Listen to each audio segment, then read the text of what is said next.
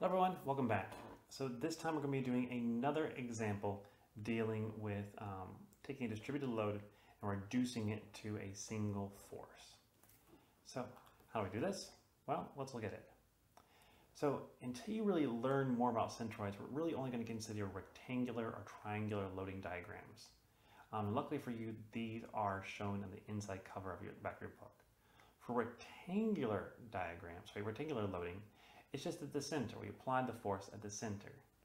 For a triangular, we apply that resultant force, which is the area under the curve, at a distance that is a third away from the base of our triangle. So this right here is the base, this is the point, we're a third of the way from that. So that's 2/3 of the way from the point, however you want to define it. So there's a lot of good work there, there's a lot of good information there.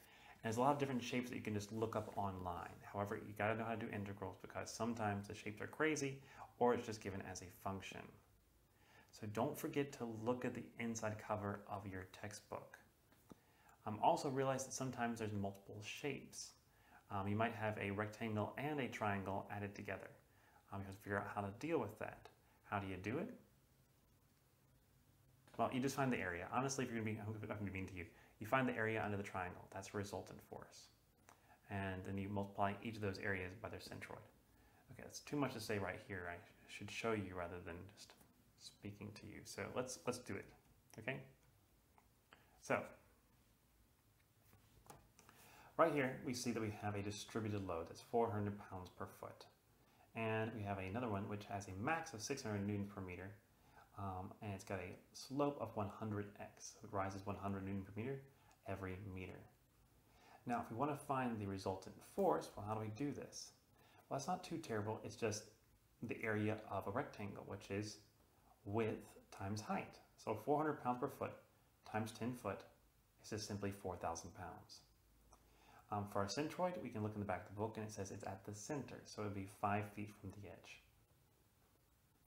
For our triangular loading diagram, we have the area of a triangle. It's got 1/2 base times height. So its base is 6, its height is 600. So that'd be 3,600 newtons. And 1/2 of that, so 1,800 newtons. And this is just 1/3 of the way from the edge here, from that edge. And that comes up with 1,800 newtons, 4 meters away from the left edge or 2 meters from the right. Okay. So I've kind of blown past this. Now these are very simplistic problems, but we will do some harder ones as we go along. But the big thing for you is this. There's a whole lot of information in the back of your book. You should use it. And 2, this always comes down to the area under a triangle. The area under a triangle. And if something's made up of simple shapes, then you can sum the area times their centroid to get an overall idea of what it's going to be for the moment, which hopefully we'll see in our next example. So, hope this helps you, and I'll see all of you next time. Bye-bye.